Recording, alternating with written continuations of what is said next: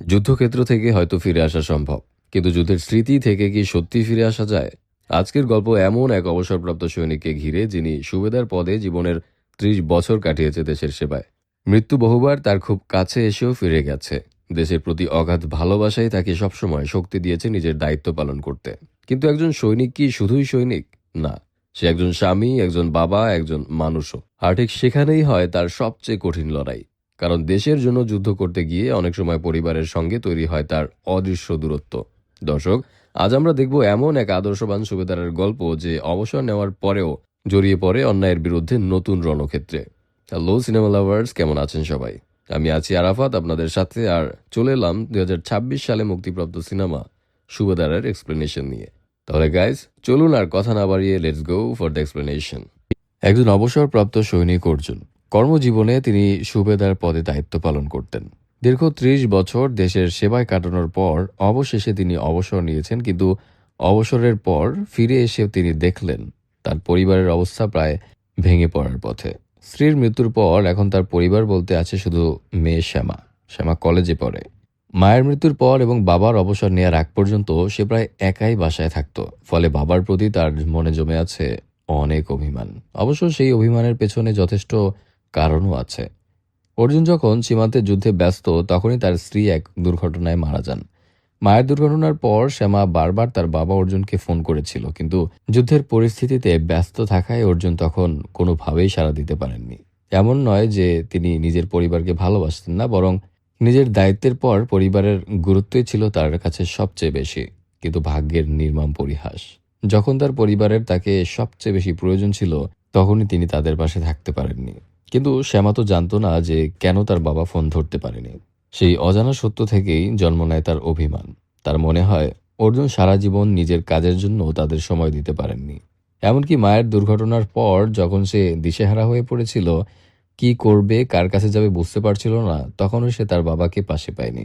এ কারণেই অর্জুন অবসর নিয়ে ফিরে এলেও শ্যামা তাকে অনেকটাই উপেক্ষা করে চলে।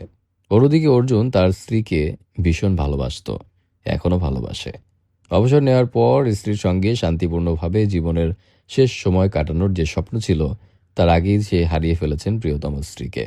মেয়েও এখন তার থেকে দূরে দূরে থাকে। দীর্ঘদিনের কঠোর সামরিক জীবনের রুটিন থেকে হঠাৎ বেরিয়ে আসা, তার উপর পারিবারিক অশান্তি, সব মিলিয়ে অর্জুন এখন প্রচণ্ড মানসিক চাপে আছেন। শ্যামার সঙ্গে সম্পর্ক ঠিক করার জন্য তিনি যতই চেষ্টা করেন, শ্যামা যেন ততই তার থেকে দূরে সরে যায়। আরেকটি সমস্যাও তাকে ভেতর থেকে কুরে কুরে খায়। দেশের জন্য তিনি লড়েছেন একটা সুন্দর সমাজ গড়ার স্বপ্ন নিয়ে, কিন্তু সাধারণ জীবনে ফিরে এসে চারিদিকে দুর্নীতি আর অনিয়ম দেখে তিনি যেন মানিয়ে নিতে পারছিলেন না। মাঝে মাঝে তার ভিতরে লুকিয়ে থাকা সৈনিক জেগে ওঠে, প্রতিবাদ করতে চায়, কিন্তু বাস্তবতা সম্পূর্ণ ভিন্ন। এই সমাজ যেন দুর্নীতির সঙ্গেই অভ্যস্ত হয়ে গেছে। সাধারণ মানুষও যেন তা মেনে নিয়েছে, যেন এভাবেই সব চলবে, এটাই স্বাভাবিক। তাই ঝামেলা এড়াতে অর্জুন নিজেকে সংবরণ করে। প্রতিবাদ করতে চেয়েও অনেক সময় চুপচাপ সব সহ্য করে যায়। এভাবেই চলতে থাকে সুবেদার অর্জুনের জীবন। স্বাভাবিক জীবনের সঙ্গে নিজেকে মানিয়ে নেওয়ার চেষ্টা, মেয়ে শ্যামার সঙ্গে নতুন করে সম্পর্ক করার চেষ্টা, আর তার জীবনে আছে শুধু মেয়ে শ্যামা আর স্ত্রীর স্মৃতিতে ভরা একটা পুরনো বাড়ি। অর্জুনের স্ত্রী আচার বানিয়ে বিক্রি করতেন। তার বানানো 3 বয়াম আচার আজও অর্জুন যত্ন করে রেখে দিয়েছেন স্ত্রীর স্মৃতি হিসেবে। সব দায়িত্ব নিজের কাঁধে নিয়ে তিনি চেষ্টা করছেন বাবা মায়ের ছোট্ট সংসারটাকে কোনোভাবে চালিয়ে নিতে। এদিকে অর্জুন যে শহরে থাকে, সেই শহরের প্রায় সমস্ত প্রভাব প্রতিপত্তি নিয়ন্ত্রণ করে একটা মাফিয়া দল। তাদের প্রভাব এতটাই বেশি যে সাধারণ মানুষ তাদেরকে জমের মতো ভয় পায়। শুধু তাই নয়, পুলিশ পর্যন্ত তাদের ঘাঁটাতে যায় না। এই দলের অনেক সদস্যের বিরুদ্ধে খুনের মামলা আছে, কিন্তু তাদের গ্রেফতার করার সাহস পুলিশের নেই। এই মাফিয়া দলের নেতা ছিল লালন সিং। তার মৃত্যুর পরে দলের দায়িত্ব নিয়েছে তার মেয়ে বাবলি। মাফিয়া জগতে এবং পুরো শহরে সে দিদি নামেই পরিচিত। বর্তমানে খুনের মামলায় সে জেলে আছে। তাই দলের সমস্ত কাজকর্ম এখন সামলায় সফটি নামের এক ব্যক্তি, যে বাবলির ডান হাত। এছাড়া বাবলির ছোট ভাই আছে শশীকান্ত, তবে সবাই তাকে প্রিন্স নামেই চেনে। গরম মেজাজের এক যুবক, কখন কি করে বসবে তার কোনো ঠিক নেই। আশেপাশের লোকজন তাকে জমের মতো ভয় পায়। নিজের সাঙ্গপাঙ্গ নিয়ে সে প্রায়ই শহর ঘুরে বেড়ায়, নিজের দাপট দেখিয়ে আর কি। এই মাফিয়া দলের মূল ব্যবসা হলো নদীর তীর থেকে অবৈধভাবে বালু উত্তোলন করে বিক্রি করা। কয়েকটি ঘাট মিলিয়ে প্রতিদিন প্রায় 75 লাখ টাকা আয় হয় তাদের। আর এই পুরো বালুর ব্যবসা পরিচালনার দায়িত্ব মূলত সফটির হাতেই। একদিকে সুবেদার অর্জুন চেষ্টা করে যাচ্ছেন স্বাভাবিক জীবনে ফিরে আসার, আর অন্যদিকে শহরে দিন দিন বেড়েই চলেছে মাফিয়া দলের দাপট। শেষ পর্যন্ত একসময় এসে দুই বিপরীত স্রোতের সংঘর্ষ ঘটে, আর সেই সংঘর্ষ রূপ নেয় এক ভয়ঙ্কর রণক্ষেত্রে। কিন্তু এই দুই বিপরীতমুখী স্রোত একত্র হলোই বা কিভাবে? যাই হোক, বাবলি দিদির বালুতলার ঘাটগুলোতেই প্রতি বছর নদীতে ডুবে মৃত্যুর সংখ্যা বাড়তে থাকে। এর মূল কারণ ছিল অতিরিক্ত বালুর উত্তোলনের ফলে নদীর গভীরতা অস্বাভাবিকভাবে বেড়ে যাওয়া। এক বছরের মধ্যেই প্রায় 15 জন ছেলে এই নদীতে পড়ে মারা যায়। এমনি একসময় মান্নু নামের একটা ছেলে বন্ধুর সঙ্গে সাঁতার কাটতে গিয়ে নদীতে ডুবে মারা যায়।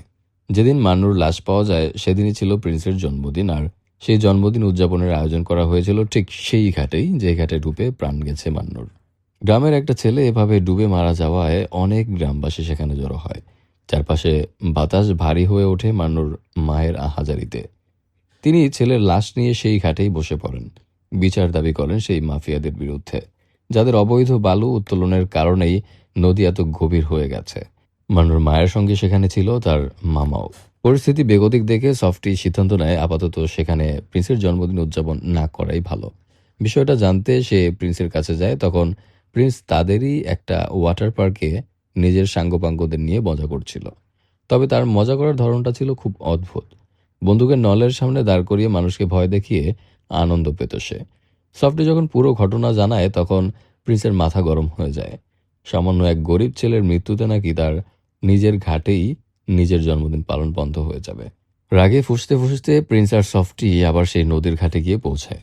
তখন রাত নেমে এসেছে, কিন্তু তবুও মান্ডুর মা কিংবা গ্রামের কেউ সেখান থেকে সরেনি। অন্যদিকে প্রিন্সের জন্মদিনের আয়োজনও আগের মতোই প্রস্তুত ছিল।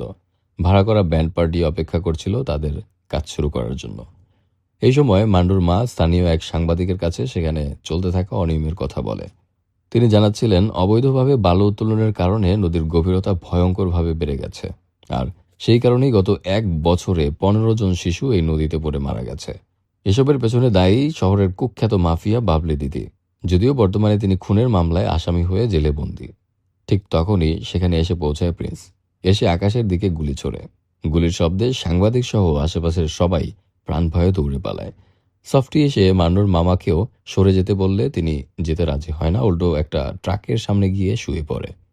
দৃঢ় কণ্ঠে বলে তার উপর দিয়ে গাড়ি চালিয়ে দিলেও তিনি এখান থেকে সরবেন না। সফটি তখন পরিস্থিতি সামাল দেওয়ার চেষ্টা করছিল, কিন্তু ঠিক সেই সময় সেখানে এসে দাঁড়ায় প্রিন্স। আর এক মুহূর্ত দেরি না করে সে গুলি করে হত্যা করে মান্নুর মামাকে। একদিকে একে একে 2 জন প্রিয় মানুষকে হারিয়ে মান্নুর মায়ের গগন বিদারী চিৎকার আকাশ ফাটিয়ে ওঠে, আর অন্যদিকে ব্যান্ডের তালে তালে প্রিন্স শুরু করে তার উন্মত্ত জন্মদিনের নাচ। যাই হোক, অর্জুনের স্ত্রীর ইচ্ছে ছিল নিজের স্বামীকে একটা জিপসি গাড়ি উপহার দেওয়ার। সেই কারণে মৃত্যুর কিছুদিন আগেই তিনি একটা জিপসি কার বুকিংও করে রেখেছিলেন, কিন্তু দুর্ভাগ্যবশত তিনি মারা যাওয়ায় নিজের হাতে আর সেই উপহারটি দেওয়া হয়ে ওঠেনি। তাই গাড়ি প্রস্তুত হলে শ্যামা আর অর্জুনই সেটা নিতে যায়। গাড়ি নেওয়ার পর অর্জুন প্রথমে শ্যামাকে তার কলেজে নামিয়ে দেয়। এরপর সে একটা স্থানীয় একটা ব্যাংকে যায়, যেখানে তার স্ত্রীর একটা অ্যাকাউন্ট ছিল। সেই অ্যাকাউন্ট বন্ধ করার আবেদন জানাতে এর আগেও টানা 3বার এই ব্যাংকে এসেছিল অর্জুন, কিন্তু প্রতিবারই কোনো না কোনো অজুহাতে সেখানকার দায়িত্বপ্রাপ্ত কর্মকর্তা আবেদনপত্রটি হারিয়ে ফেলেছে কিংবা নিজের অসাবধানতাবশত নষ্ট করে ফেলেছে। আসলে লোকটি বেশ বদমেজাজি, আর নিজের কাজটাও মনোযোগ দিয়ে সে করতে পারে না। আগেই আবেদনপত্র জমা দেওয়া হয়েছিল, তাই আজ অর্জুন এসেছিল অ্যাকাউন্টটি বন্ধ করার জন্য, কিন্তু এবারও এসে শুনতে হয় আবেদনপত্র নষ্ট হয়ে গেছে, নতুন করে আবার আবেদনপত্র জমা দিতে হবে। অর্জুন ভেতরে ভেতরে বেশ রেগে যায় লোকটার উপর, কিন্তু মুখে কিছুই বলে না। শুধু একবার বলার চেষ্টা করে যে সে এর আগেও 3বার আবেদন করেছে, আবার কেন করতে হবে। কিন্তু লোকটির রূঢ় আচরণ দেখে শেষ পর্যন্ত চুপচাপ আরেকটি আবেদন ফর্ম নিয়ে সেখান থেকে বেরিয়ে আসে। যেখানে চারপাশে এমন দুর্নীতি আর অব্যবস্থা চলছে, সেখানে একজন শুধরেই বা কি হবে। যাই হোক, অর্জুনের সবচেয়ে ঘনিষ্ঠ বন্ধুর নাম প্রভাকর। চাকরির সূত্রে অর্জুন যখন দূরে থাকতো তখন তার পরিবারকে দেখাশোনা করা থেকে শুরু করে নানা কাজে সাহায্য করত প্রভাকর। বর্তমানে তার একটা এজেন্সি আছে যার নাম প্রভাকর সিকিউরিটি সার্ভিস। সেখানে সে অবসরপ্রাপ্ত সৈনিক সহ শক্তপোক্ত লোকদের নিয়োগ দেয় এবং বিভিন্ন জায়গায় বডিগার্ড হিসেবে ভাড়া দেয়। একদিন প্রভাকর অর্জুনকে নিয়ে যায় সফটির কাছে বডিগার্ডের কাজের জন্য। প্রভাকরের উদ্দেশ্য ছিল অর্জুনকে প্রথমে এখানে কাজে লাগানো, অর্জুন যেহেতু একজন অবসরপ্রাপ্ত সৈনিক, তাই বডিগার্ডের দায়িত্ব সে দক্ষতার সঙ্গেই পালন করতে পারবে। এরপর যদি সফটির উপর প্রভাকরের এজেন্সির ভালো প্রভাব পড়ে, তাহলে কানপুরে সফটিদের একটা কারখানায় তার এজেন্সি থেকে আরও 25 জন বডিগার্ড নিয়োগের সুযোগ মিলবে। কিন্তু এমন মাফিয়াদের সামনে এসে অর্জুন নিজের বিরক্তি লুকিয়ে রাখতে পারছিল না। তার মুখের চাহনিতে স্পষ্ট বোঝা যাচ্ছিল যে সেই পরিবেশ অস্বস্তি বোধ করছে। সফটি যখন অর্জুনকে জিজ্ঞেস করে যে সে আগে কোন পদে কাজ করত, অর্জুন জানায় সে সুবেদার ছিল। কথাটা শুনে সফটি ব্যঙ্গ করে বলে তার এখানে এর আগেও মেজর পদমর্যাদার লোক গার্ডের কাজ করেছে। সৈনিকদের নিয়ে এমন তাচ্ছিল্যপূর্ণ কথা শুনে অর্জুন ভেতরে ভেতরে খুব রেগে যায়, কিন্তু পরিস্থিতির কথা ভেবে সে মুখে কিছুই বলে না। তখন পরিস্থিতি সামাল দিতে প্রভাকর সফটিকে বলে অর্জুন একটু লাজুক, তাই কম কথা বলে। সেখানে অর্জুনের চোখে পড়ে একজন অসহায় মা ছোট্ট ছেলেকে নিয়ে মাটিতে পড়ে আছে। অর্জুন মহিলাকে চিনতে পারে না, কিন্তু তিনি আসলে মান্নুর মা, যিনি টেলিভিশনে সাক্ষাৎকার দিয়ে প্রিন্স ও সফটির মাফিয়া গোষ্ঠীর বিরুদ্ধে কথা বলেছেন এবং তাদের বিরুদ্ধে মামলা করেছেন। এ কারণেই প্রিন্স তাকে এখানে এনে আটকে রেখেছে, যাতে তিনি আদালতে গিয়ে সাক্ষ্য দিতে না পারে। সফটি যখন অর্জুনের সঙ্গে কথা বলছিল, ঠিক তখনই সেখানে এসে উপস্থিত হয় প্রিন্স। আর এখানেই প্রথমবারের মতো মুখোমুখি হয় প্রিন্স এবং অর্জুন। এই সাক্ষাৎ থেকে শুরু হয় সমস্ত ঝামেলার সূত্রপাত। যাই হোক, প্রিন্স এসে প্রথমেই সরাসরি মান্নুর মায়ের কাছে যায়। তাদের বিরুদ্ধে মামলা করার জন্য সে তাকে মারধর করতে শুরু করে। এরপর নিজের লোকদের নির্দেশ দেয় প্রিন্স না বলা পর্যন্ত যেন মান্নুর মাকে বন্দি করে রাখা হয়। এ দৃশ্য দেখে অর্জুনের ভেতরের রাগ জেগে ওঠে, কিন্তু প্রভাকর তাকে শান্ত করে। এরপর প্রিন্স মান্নুর মাকে রেখে বাইরে দাঁড়িয়ে থাকা লাল জিপসির গাড়িটার কথা জানতে চায়। গাড়িটা কার? অর্জুন যখন জানায় যে গাড়িটা তার, তখন প্রিন্স তার কাছে গাড়ির চাবি চায় এবং ইচ্ছাকৃতভাবে তাকে বিরক্ত করতে থাকে। এটা থেকে সফটি প্রিন্সকে ধমক দেয়। সে জানায় অর্জুন এখন তাদের বডিগার্ড, তাকে অযথা বিরক্ত না করতে। তাই অর্জুনকে তখনই কাজে যোগ দিতে বলা হয়। সে বডিগার্ডের পোশাক পরতে যায়। সে সময় প্রভাকর অর্জুনকে বলে সে কয়েকদিনের জন্য শহরের বাইরে যাচ্ছে। এই সময়ের মধ্যে যেন অর্জুন কোনো ঝামেলায় না জড়ায়। অর্জুনের প্রথম কাজ হয় প্রিন্স এবং সফটিকে গাড়ি চালিয়ে জেলে নিয়ে যাওয়া, যেখানে বাবলি দিদি বন্দি আছে। যাওয়ার পথে অর্জুন গাড়ি চালাচ্ছিল আর তার পাশেই বসেছিল প্রিন্স। সে নানাভাবে অর্জুনকে বিরক্ত করতে থাকে। অর্জুনের ভেতর তখন প্রবল ইচ্ছা হচ্ছিল তাকে ভালো করে শায়েস্তা করার, কিন্তু কোনোভাবে নিজেকে সংযত রাখে সে।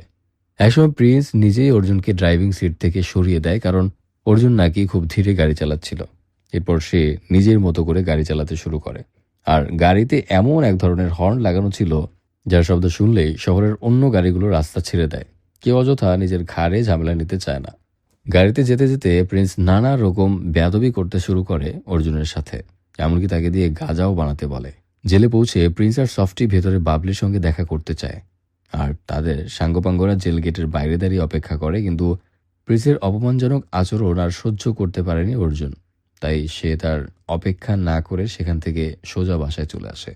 এদিকে জেলের ভেতরে বাবলির সঙ্গে কথা বলছিল সফটি, প্রিন্স আর তাদের উকিল। বাবলির উকিল জানায় সরকার এত সহজে তাকে ছেড়ে দেবে না, বরং পরিস্থিতি আরও কঠিন হয়ে গেছে, কারণ বাবলি যে পিস্তল দিয়ে খুন করেছিল, ঠিক সেই পিস্তল দিয়ে কিছুদিন আগে প্রিন্স মান্নুর মামাকে হত্যা করেছে। এই কথা শুনে বাবলি ভীষণ রেগে যায়। আসলে যে পিস্তলটা দিয়ে এই দুই খুন হয়েছে সেটা ছিল তাদের বাবা লালন সিংয়ের।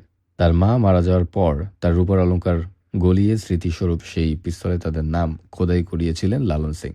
এই কারণে পিস্তলটার প্রতি বাবলি এবং প্রিন্স দুজনেরই আলাদা এক আবেগ কাজ করে। বাবলি নির্দেশ দেয় মান্নুর মা আর তার ছোট ছেলেকে আটকে রাখতে। এদিকে নিজের বোন উকিল আর সফটির কাছ থেকে অপমানজনক কথা শুনে প্রিন্স ভীষণ রেগে যায়। উকিল এমনিতেই প্রিন্সের ব্যবহারে বিরক্ত ছিল। সুযোগ পেয়ে সে বেশ কড়া ভাষাতেই তাকে অপমান করে। তাই ফেরার পথে প্রিন্স জোর করেই উকিলকে নিজের গাড়িতে তুলে নেয়, বাড়ি পৌঁছে দেওয়ার কথা বলে। কিন্তু পরে রাস্তার পাশে এক খোলা মাঠে তাকে কাকতাড়ুয়ার সঙ্গে বেঁধে রেখে চলে যায়। এদিকে অর্জুন এবং শ্যামা দুজনেই নিজের জীবনের নানা কারণে মানসিকভাবে অস্থির ছিল। শ্যামা কলেজে এক বড় ঝামেলাতেও জড়িয়ে পড়েছে। রণবীর নামের এক ছেলে তাকে নিয়মিত বাজে মেসেজ পাঠাতো। এর জবাবে শ্যামা তাকে সবার সামনে থাপ্পড় মেরে একটা ভিডিও বানিয়েছে, যা সে প্রকাশ করার কথাও বলেছে। এদের রণবীর এবং তার বন্ধুরা শ্যামার উপর ভীষণ ক্ষিপ্ত হয়ে যায়, কিন্তু শ্যামা তো ভয় পায় না। যেখানে কলেজের অন্যরা এসব বখাটেদের ভয় পায়, সেখানে সে একাই দাঁড়িয়ে প্রতিবাদ করেছে। হয়তো সে তার বাবার মতোই সাহসী। অন্যদিকে বাড়িতেও শ্যামার অভিমান কাজ করে, কারণ অর্জুন জানে না তার মেয়ে কি খেতে পছন্দ করে। তখন শ্যামার মনে পড়ে যায় তার মায়ের আদর যত্নের কথা। রান্নাঘরে অর্জুন এখনও স্মৃতি হিসেবে যত্ন করে রেখে দিয়েছে তার স্ত্রীর বানানো সেই ৩ বয়াম আচার। বয়ামগুলোর মধ্যে স্ত্রীর ছবিও লাগানো আছে, কিন্তু শ্যামার বারবার মায়ের কথা মনে পড়ে যায় সেটা দেখে। অর্জুন সেগুলো পরে লুকিয়ে রাখে উপরের এক তাকে। একদিন সকালে শ্যামা লাঞ্চ নিতে রান্নাঘরে আসে। সে অর্জুনকে জানায় ইন্টার ইউনিভার্সিটি টুর্নামেন্টের জন্য পরদিন তাকে কানপুর যেতে হবে এবং সেখানে 2 দিন থাকতে হবে। তখন অর্জুন খেয়াল করে শ্যামার জুতোটা প্রায় ছিঁড়ে গেছে। তাই সে বলে পরদিন যেন শ্যামা তার সঙ্গে গিয়ে নতুন জুতো কিনে নেয়। শ্যামা কলেজে চলে গেলে অর্জুন আবার ব্যাংকে যায় নতুন করে আবেদনপত্র জমা দিতে। ব্যাংকের সামনে গাড়ি পার্ক করার সময় সেখানে এসে হাজির হয় প্রিন্স আর তার সাঙ্গপাঙ্গরা। প্রিন্স এমন একজন মানুষ যে অন্যকে ভয় দেখিয়ে বা বিরক্ত করে আনন্দ পায়। ব্যাংকের সামনে অর্জুনের লাল জিপসি গাড়িটা দেখে সে নিজের এক লোককে পাঠায়। লোকটা এসে অর্জুনকে বলে গাড়িটা সরিয়ে অন্য জায়গায় পার্ক করতে, কারণ সেখানে প্রিন্সের গাড়ি রাখবে। কিন্তু অর্জুন ভয় পায় না, সে গাড়িটা সরায়ও না। অর্জুনের এই সাহস দেখে প্রিন্স ভীষণ রেগে যায়। সে আসলে এখানে চুল কাটাতে এসেছিল। সেলুন থেকে বেরিয়ে এসে সে অর্জুনের পথ আটকে বেয়াদবি শুরু করে। অর্জুন কোনো মতে নিজেকে সামলে রাখে। প্রিন্স যখন আবার গাড়ি সরাতে বলে তখন অর্জুন শান্ত গলায় বলে এই রাস্তা প্রিন্সের বাবার নয়।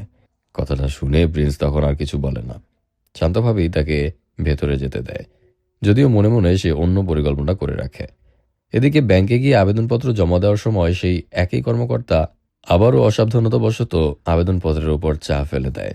ফলে কাগজটা নষ্ট হয়ে যায় এবং আবার নতুন করে আবেদন করতে বলে। অর্জুনের মেজাজ তো তখন চরমে।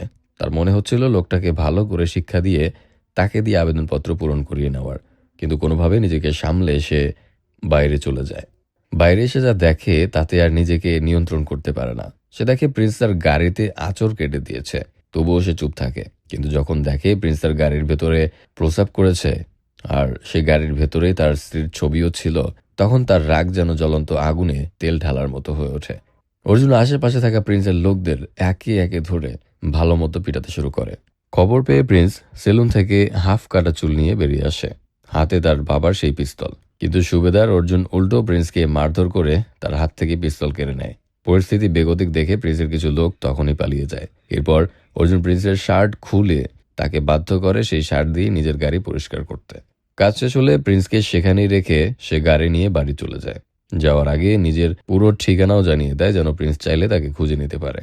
বাড়িতে ফিরে গাড়ি ঠিক করতে গিয়ে অর্জুন খেয়াল করে প্রিন্সের পিস্তলটা তার গাড়িতেই পড়ে আছে। সে সেটি নিজের কাছেই রেখে দেয়। এদিকে অপমান আর রাগে প্রিন্সের অবস্থা তো খারাপ।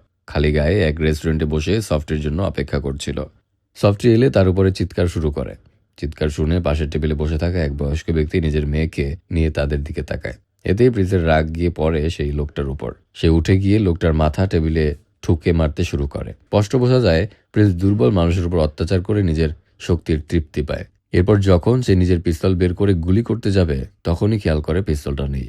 এদিকে প্রভাকর অর্জুনকে বোঝানোর চেষ্টা করে প্রিন্সের সঙ্গে ঝামেলায় না জড়াতে, কারণ প্রিন্স একা কোনো ব্যক্তি নয়, তার পুরো একটা গ্যাং আছে এই শহরে, আর অর্জুনকে নিজের পরিবার নিয়ে এখানেই থাকতে হবে।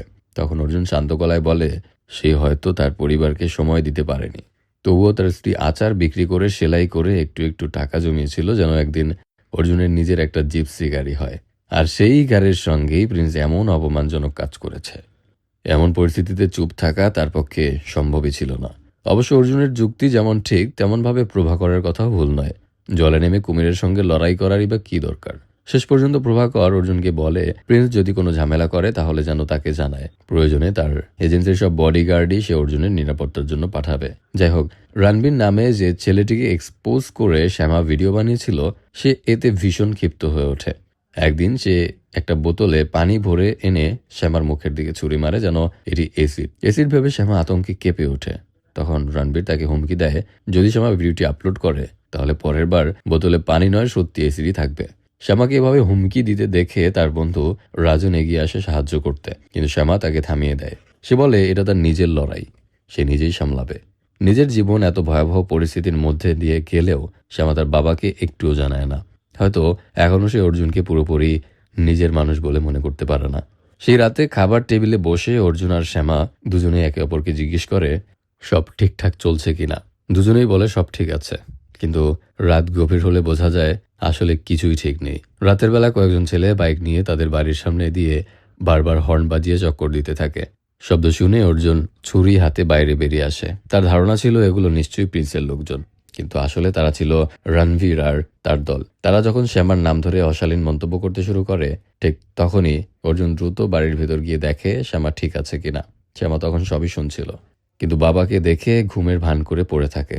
মেয়েকে নিরাপদ দেখে অর্জুন আবার তার ঘর থেকে বেরিয়ে আসে। ঠিক তখনই শ্যামার ফোনে রণবীরের কল আসে। সে আবারও হুমকি দেয় ভিডিওটি যেন আপলোড না করা হয়। শ্যামা জানালা দিয়ে বাইরে তাকিয়ে দেখে অর্জুন পিস্তল হাতে বাড়ির সামনে বসে পাহারা দিচ্ছে। সেদিন পুরো রাতই সে জেগে কাটায় মেয়ের নিরাপত্তার জন্য। পরদিন সকালে শ্যামা যখন বাইরে বের হয় পত্রিকা আনতে, তখন হঠাৎ প্রিন্সের এক লোক তার দিকে একটা মদের বোতল ছুঁড়ে মারে। বোতলটি ভেঙে তার মাথায় লাগে। শ্যামা ভেবে বসে কেউ হয়তো তার দিকে এসিড ছুঁড়েছে। আতঙ্কে চিৎকার করতে করতে সে দৌড়ে ওয়াশরুমে গিয়ে দরজা বন্ধ করে দেয়। চিৎকার শুনে অর্জুন বেরিয়ে আসে। বাইরে এসে সে দেখে প্রিন্স তার গাড়ি নিয়ে সেখান থেকে চলে যাচ্ছে।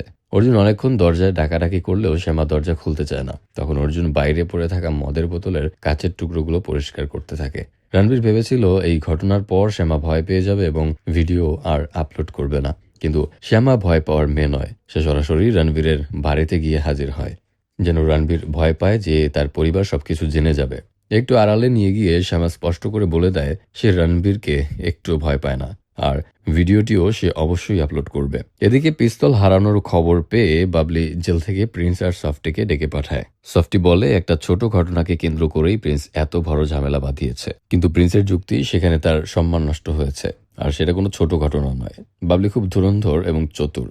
সে ইচ্ছাকৃতভাবে এক গ্লাস দুধ ফেলে দেয় মেঝেতে। তারপর সফটিকে নিজের জামা খুলে সেই দুধ পরিষ্কার করতে বলে, শুধু এটুকু বোঝানোর জন্য আত্মসম্মান কতটা বড় ব্যাপার। এরপর সে প্রিন্স আর সফটিকে নির্দেশ দেয় যেভাবেই হোক পিস্তলটা খুঁজে বের করতে হবে, না হলে তাদের জন্য পরিস্থিতি ভালো হবে না।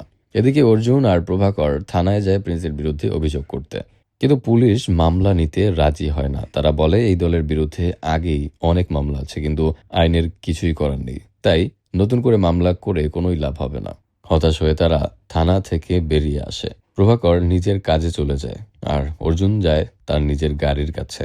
গিয়ে দেখে প্রিন্সের লোকেরা তার গাড়ির চারপাশে এমনভাবে গাড়ি পার্ক করে রেখেছে যে সে নিজের গাড়িটা বের করতে পারছে না। ঠিক তখনই সেখানে আসে প্রিন্স। সে ব্যঙ্গ করে বলে পুলিশ তাদেরই লোক, তাই কোনো মামলাই নেওয়া হবে না।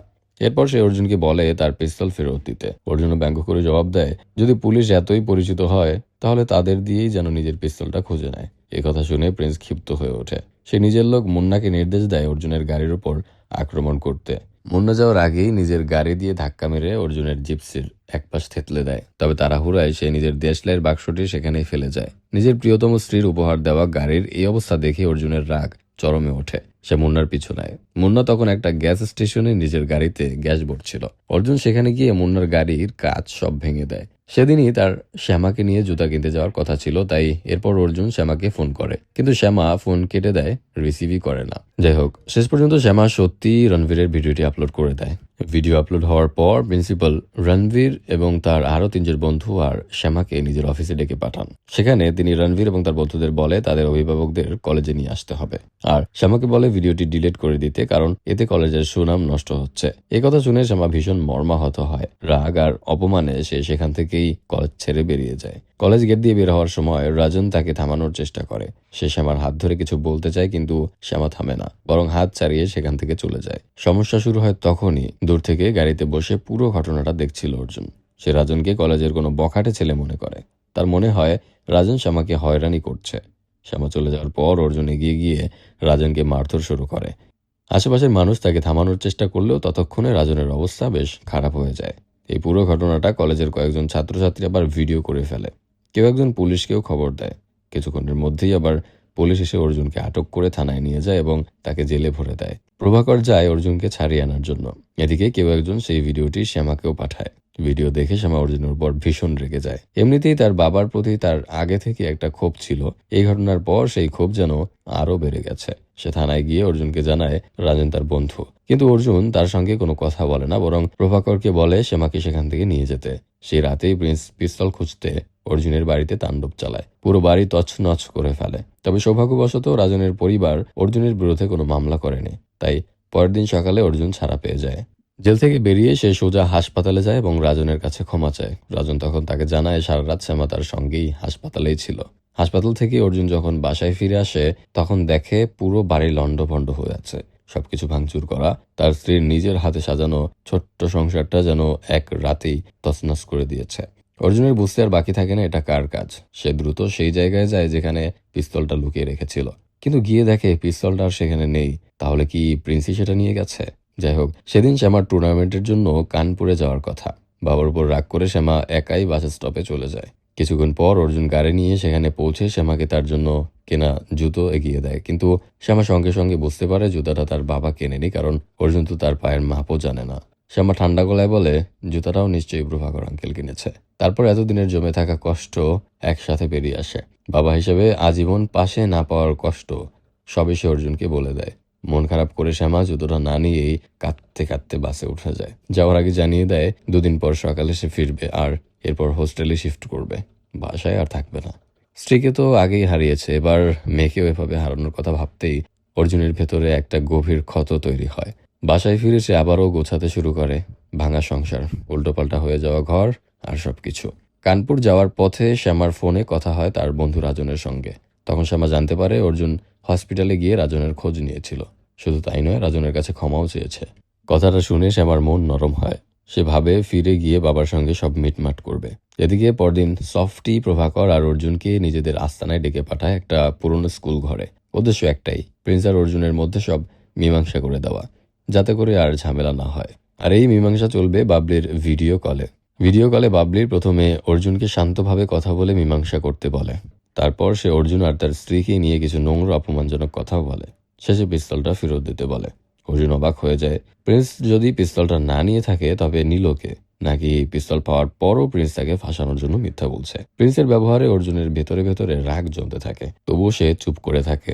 বাবলি জানায় সে কিছুক্ষণ পর আবার কল করবে, তার মধ্যে যেন মীমাংসা হয়ে যায়। বাবলি কল কেটে দিলে প্রিন্স আরো বেয়ারা হয়ে ওঠে। অনেকক্ষণ ধরে অর্জুনকে অপমান করতে থাকে। সে বলে অর্জুন তার গাড়িতে প্রস্রাব করার কারণে ঝামেলা শুরু করেছিল, আর এখন সে অর্জুনের মুখে প্রস্রাব করে তার মীমাংসা করবে।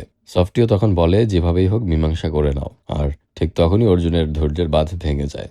সে প্রিন্স আর সফটি সহ একে একে আস্তানার সব গুন্ডাকে মারধর করে আহত করে। আর ফিরে যাওয়ার সময় মান্নুর মা আর ছোট ভাইকে ছাড়িয়ে নিয়ে আসে। প্রভাকর আর অর্জুন তাদের দুজনকে নিয়ে এক প্রত্যন্ত গ্রামে পৌঁছায়। বলে এই গ্রামে বাইরের লোকজন সাধারণত আসে না, এখানে মান্নুর মা নিরাপদে থাকবে। সিদ্ধান্ত হয় 2 দিন পর কোর্টের রায় হওয়ার আগ পর্যন্ত মান্নুর মা এখানেই থাকবে। পরদিন ভিডিও কলে বাবলি জানতে পারে মীমাংসা তো হয়নি, উল্টো অর্জুন তাদের লোকজনকে মেরে মান্নুর মাকে নিয়ে পালিয়েছে। শুনেই বাবলি ক্ষিপ্ত হয়ে ওঠে। সে প্রিন্স আর সফটিকে নির্দেশ দেয় দুজনেই জুতা খুলে একে অপরকে মারো। সফটি অপমানজনক কাজ করতে চায় না, কিন্তু প্রিন্স বিন্দু মাত্র দ্বিধা না করে নিজের জুতা খুলে সফটিকে বেধড়ক মারতে শুরু করে। সফটির জন্য এটা ছিল চরম অপমান, কিন্তু সে কিছুই বলে না, চুপচাপ মুখ বুঝে সব সহ্য করে। দলের অন্য গুন্ডারাও এই দৃশ্য দেখে স্তম্ভিত হয়ে যায়। যাই হোক, মান্নুর মাকে যে গোপন জায়গায় রাখা হয়েছে সেখানে 2 দিন পর রাতে প্রভাকর আর অর্জুন গল্প করছিল। অর্জুন বাবা হিসেবে নিজের ব্যর্থতার কথাই বলছিল। যেদিন তার স্ত্রী মারা যায় সেদিন শ্যামা বারবার তাকে ফোন করে না পেয়ে ভয়েস মেসেজ রেখে যাচ্ছিল, যেগুলো সে পরে শুনেছে। সেদিন সে ভয়ঙ্কর এক যুদ্ধের মধ্যে ছিল, তাই কোনোভাবেই জবাব দিতে পারেনি।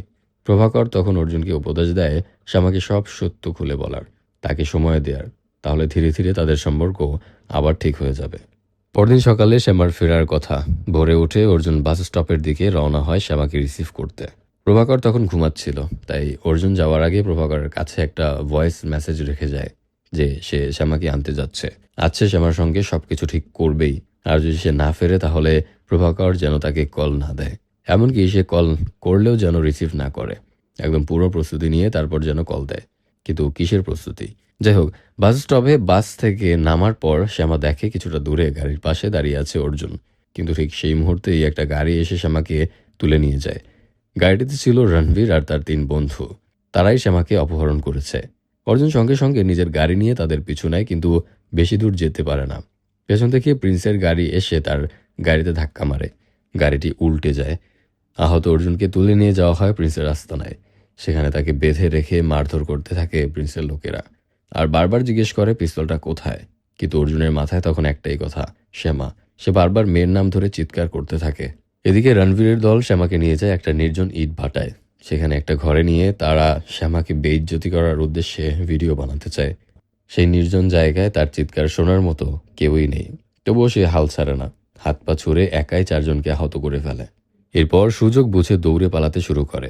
রণবীর আর তার বন্ধুরা পিছু নেয়। দৌড়াতে দৌড়াতে শ্যামা গিয়ে পৌঁছায় রণবীরের গাড়ির কাছে, যেখানে তার ব্যাগ রাখা ছিল। ব্যাগ খুলে সে বের করে প্রিন্সের সেই পিস্তল, যেটা আসলে অর্জুনের কাছ থেকে লুকিয়ে নিয়ে গিয়েছিল শ্যামাই। সে পিস্তল তাক করে দাঁড়ায় রণবীরের সামনে।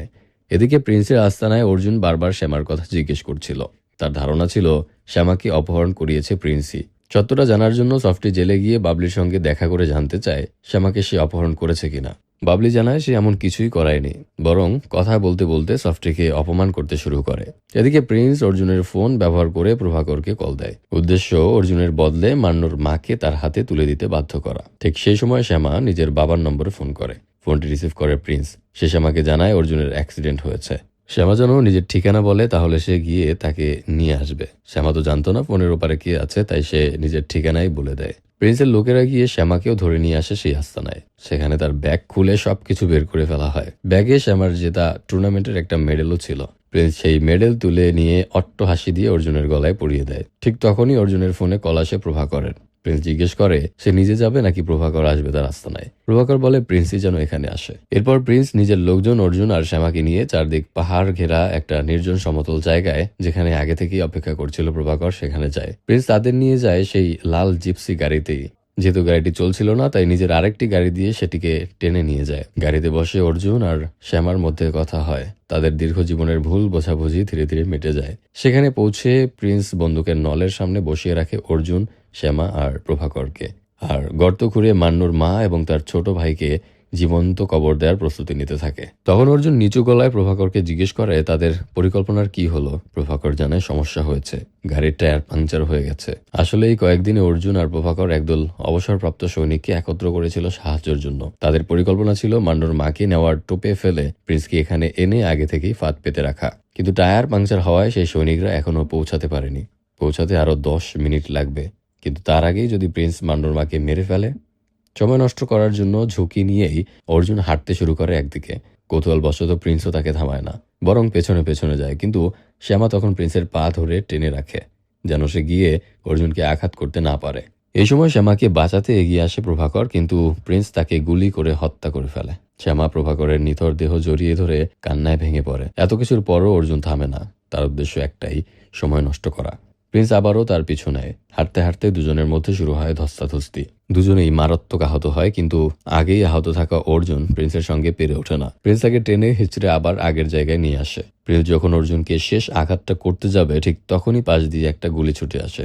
অবশেষে সেই অবসরপ্রাপ্ত সৈনিকরা পৌঁছে গেছে।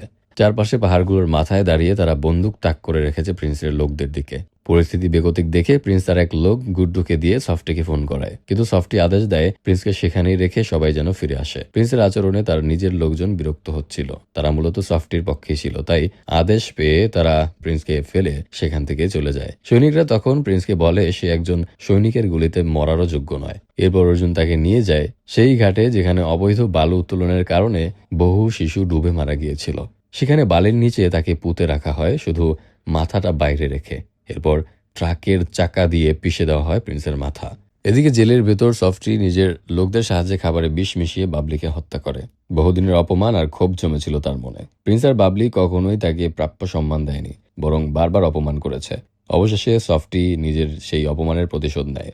আর এভাবেই শেষ হয় প্রিন্স আর বাবলির শহর জুড়ে চালানো ভয়ঙ্কর তাণ্ডবের অধ্যায়। শেষ পর্যন্ত প্রভাকরকে হারালেও অর্জুন ফিরে পায় তার মেয়ে শ্যামাকে। অনেক ভুল বোঝাবুঝির পর বাবা মেয়ে আবার নতুন করে জীবন শুরু করে। মান্নুর মা হয়তো আইনের পথে বিচার পাননি, কিন্তু অন্যায়ের শাস্তি তিনি চোখের সামনেই দেখেছেন। আর সেই ন্যায্যতার মধ্যেই খুঁজে পেয়েছেন কিছুটা শান্তি। ভিউয়ার্স, অন্যায়ের বিরুদ্ধে দাঁড়ানোর সাহস আমাদের সবার মধ্যেই থাকা উচিত। আমরা সবাই যদি সত্যের পাশে দাঁড়াই, তাহলে অন্যায় একদিন অবশ্যই হার মানবে। কেমন লাগলো আজকের এই মুভির এক্সপ্লেনেশন তা অবশ্যই কমেন্ট করে জানাতে ভুলবেন না। দেখা হচ্ছে পরবর্তী মুভির এক্সপ্লেনেশনে। সে পর্যন্ত ভালো থাকবেন, সুস্থ থাকবেন এবং সবসময় অন্যায়ের বিরুদ্ধে প্রতিবাদ করবেন। আল্লাহ হাফেজ।